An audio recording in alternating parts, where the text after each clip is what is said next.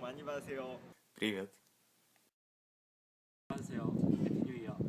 สวัสดีครับผมชื่อประเวศครับ Hi. Depending on where you met me, you might know me as Kurisu, Jingjing, or Crystal. I went on the 2012 China Japan program, where we spent 8 weeks studying at Beida University in Beijing, China, and then 7 weeks at Kyoto Gakuen University in Kyoto, Japan. The two places could not be any more different in any way imaginable. Beijing was a bit crowded. Crossing streets was always an adventure, and while the crazy foods you hear about aren't really common foods in China, like the scorpion on a stick and those kind of things, the first night we ate in China, we went to a restaurant where I turned over a mysterious-looking piece of meat, and it turned out to be the chicken's head. The food was great though, and although it was a bit greasier, somehow the grease tasted healthier. Just about everyone left China healthier than they had arrived. At Beida, every day we had 4 hours of Chinese class, and it was a very intensive language program. The teachers were great though, and we learned a lot. Everything about Beijing had this incredible energy to it. It's a brilliant place to explore because you will always find interesting places or foods or people. On the complete opposite side of the spectrum, Kyoto was an incredible combination of city, suburb, and country. The air was fresh, and the entire atmosphere of our area was so peaceful. Living in the prairie state of Illinois, I found the most incredible things were the mountains covered in a rainbow of fall-colored trees. Our school was actually in Kameoka, which is a short train ride out of Kyoto. The commute was one of my favorite things, and I looked forward to it every day. I'd watch the scenery change from city to suburb, and when we would pass through a mountain, and when we sailed out to the other side, we were suddenly in this incredible farmland that was enclosed by beautiful mountains. Most days we had only one class, and the rest of the time was left to studying or writing papers, exploring, or just hanging out. We also had a history class, which was actually pretty interesting.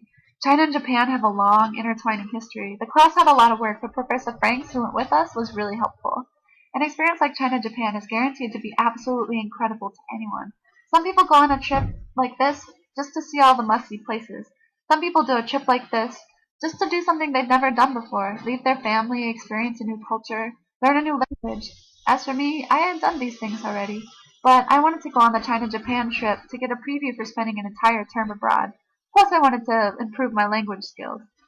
I never thought I would get quite as much out of this experience as I did. I started to change in China. I started to see things differently, and I felt I finally understood a lot of things that I hadn't before. When we went to Japan, we spent a night in a Zen temple, and oh my god, it changed my life. They taught us to silence our thoughts, and when I tried, I realized how loud my head was. And often the loudest things were the least important. For the rest of my time in Japan, I practiced all I had learned. I feel I'm now a new person. But I don't think that's quite it.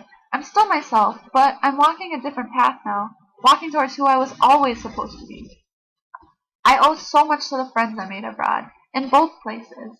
In China, I mostly made friends with other international students, but I also made some very good Chinese and Japanese friends.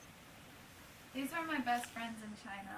This is Thomas from Sweden and Andon, a Russian from Canada. They were like brothers to me. They were in my Chinese class along with a bunch of other international students. And when I twisted my ankle, Andon really looked out for me. It was really tough saying goodbye to him. I cried so much. In Japan, I put myself out there a bit more. I tried to connect with people whenever I could, and I joined the basketball club. Basketball club was my favorite thing, even though I had never played before. They were all really nice, and I made friends with a lot of them. It's really hard and sad to think about all the wonderful people who I met, who I may never see again. But I know for sure that I will see some of them again, somehow.